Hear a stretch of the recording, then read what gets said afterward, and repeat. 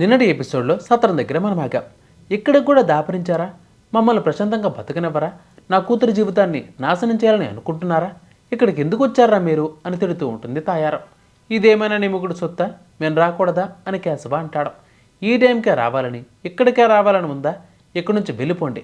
అసలు మీకు ఈ అడ్రస్ చెప్పింది ఎవడ్రా అని తిడుతూ ఉంటుంది తాయారం. మేము వెళ్ళం, నీకు నచ్చకపోతే నువ్వే వెళ్ళిపో అని చక్రి కేశవ అంటారు. ఈ అడ్రస్సు ఆ మెడలు తిరిగినోడు ఇచ్చాడు అని అంటాడు నారాయణ.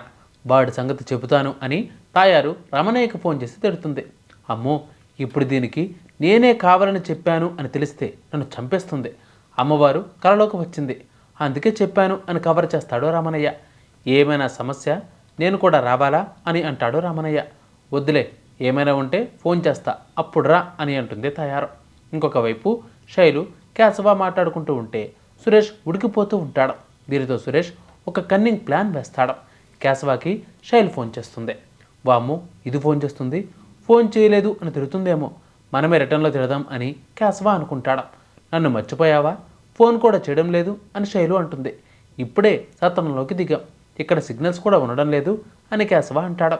మనం కూడా అక్కడే పెళ్లి చేసుకుందాం, ఎలాగో మనం లేచిపోయి పెళ్లి చేసుకోవాల్సిందే కదా, నువ్వు మా వాళ్ళకి నచ్చవు, నేను నిన్ను తప్ప ఇంకెవ్వరిని చేసుకోను అని అంటుంది శైలు. ఈ మాటలన్నీ కూడా సురేష్ గడ వింటాడు. వచ్చి శైలుతో గొడవ పడతాడు. 100కి ఫోన్ చేయాలా అని శైలు బెదిరిస్తుంది. నేను ఈ ఇంట్లో ఉండాలా వద్దా భరించలేకపోతున్నాను. ఆ కేశవగాడు ఊళ్ళో లేడు, దీనికి సైలెంట్గా పెళ్లి చేసేద్దాం, నా ఫ్రెండ్ గాడు ఉన్నాడు అని అంటాడు సురేష్. వీడి ఫ్రెండ్ అంటే వాడు ఇంకెంత బేవర్స్ గాడు అని శేఖరం అంటాడు. అయినా సరే పెళ్ళంటే అది ఒప్పుకోవాలి కదా అని అంటాడు. వెళ్ళి చెప్పండి అమ్మా, నీకు పెళ్లి చేస్తాం అని. అది వింటుందా? చెప్పకుండా చేసేయడమే అని వరాలు అంటుంది. రేయ్, నీ ఫ్రెండ్ ఎవరో అన్నావు కదా, కనుక్కుని చెప్పరా, చేసేద్దాం, దీన్ని పంపించేద్దాం, పీడ వదిలిపోద్ది అని వరాలు అంటుంది. ఇక నారాయణ నేరుగా తన బామ్మద్ది ఇంటికి వెళ్ళే సీన్ ఇక్కడ ఎంటర్ అవుతుంది. అలా నారాయణ చూసి షాక్ అవుతాడు. చావును వెతుక్కుంటూ వచ్చావా అని అతనంటే, బామ్మద్ది బావ బతుకు కోరుతాడు అంటాడు. కానీ నువ్వు నా చావును కోరుకుంటున్నావా? ఆయన నా బావ చావుకు భయపడేవాడు కాదని చెప్పడానికి వచ్చా అని అంటాడు. నువ్వు మీ అక్కని ఫోటో ఫ్రేమ్లో పెట్టుకున్నావు, నేను నా గుండెల్లో పెట్టుకున్నాను. ఆ బాధను తగ్గించుకోవడానికి తాగుబోతులా తయారయ్యాను. కొన్ని నిజాలు గాలి లాంటివి, కనిపించవు. నువ్వు ఇంకొకసారి నా కొడుకుల జోలికి వస్తే నేను మళ్ళీ ఈ లోకం దృష్టిలో హంతకుణ్ణి అవుతాను అని బెదిరించి వెళ్తాడు నారాయణ. ఇక నారాయణ చంపేందుకు కత్తి ఎత్తుతాడు ఆ వ్యక్తి, కానీ ఊరి జనాలు ఉన్నారని వదిలేస్తాడు. ఇక తర్వాత సత్రంలోని వంటగదిలో కూడా తాయారు పెత్తనం చూపిస్తూ ఉంటుంది. వేడి నీళ్లు కాచుకుంటాను అని మహా అడిగితే తాయారు గొడవ చేస్తుంది.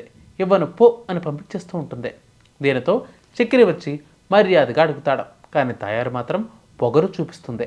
దీనితో చక్రి బలవంతంగా పొయ్యి మీద ఉన్న వాటిని తీసి పక్కన పెట్టేసి మహాకి వేడి నీళ్లు కాచి ఇస్తాడు.